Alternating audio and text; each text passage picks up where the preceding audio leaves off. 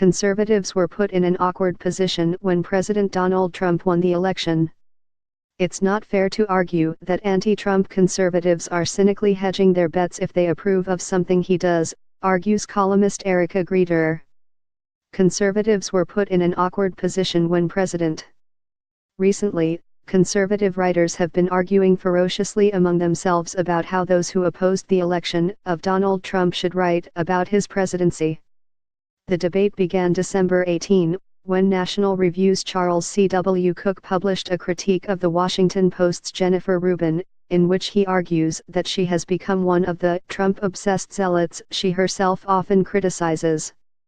That being the case, Cooke continues, Rubin is doing conservatism itself a disservice by opposing Trump even when he takes a stance that she previously agreed with, as she has on several occasions. Conservatism in this country long predated Trump, for now, it is tied up with Trump, soon, it will have survived Trump, he writes. The Atlantic's David Frum highlighted this comment in a piece rebutting Cooke's essay and defending Rubin. This is something many conservatives tell themselves, but it's not even slightly true. Trump is changing conservatism into something different, writes Frum, a one-time speechwriter for President George W. Bush. In Frum's view, this is among the reasons that Trump's presidency is a huge political fact. And Rubin is among the conservatives who deserve credit for consistent anti-Trumpism, because she refuses to ignore that. Many never-Trump conservatives have already weighed in on the ensuing debate, and I've been bemused watching it unfold. I was completely appalled by the idea of Trump becoming president, but what's done is done. Still, I would like to offer a few comments as well.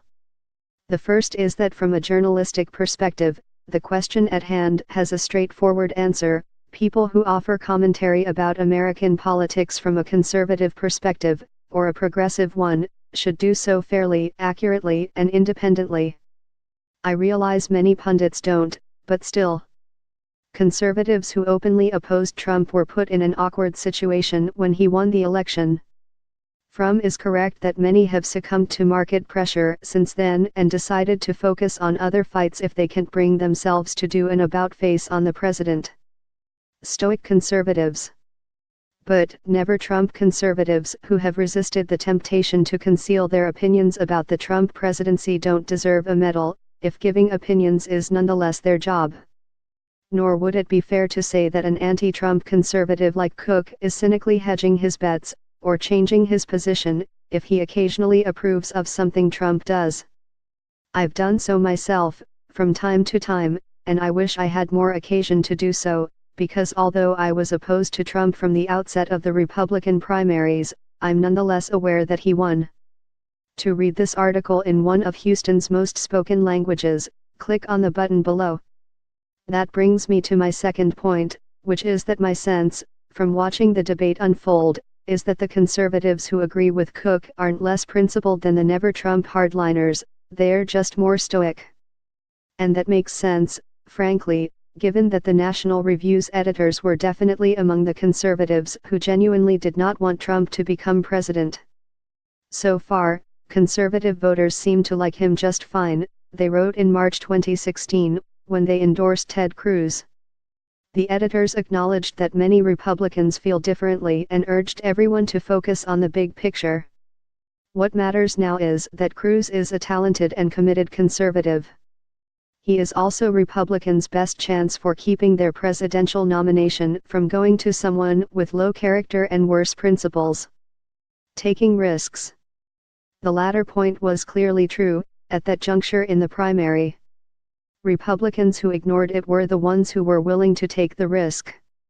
They were also, in many cases, the ones who in late February 2016 had begun using the hashtag #NeverTrump on social media, and they continued to do so after Ohio and Florida held their primaries on March 15.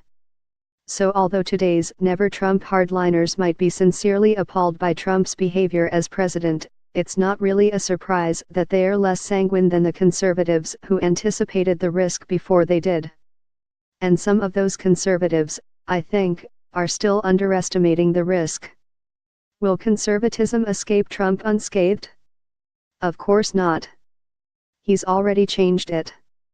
But that doesn't change the fact that he won.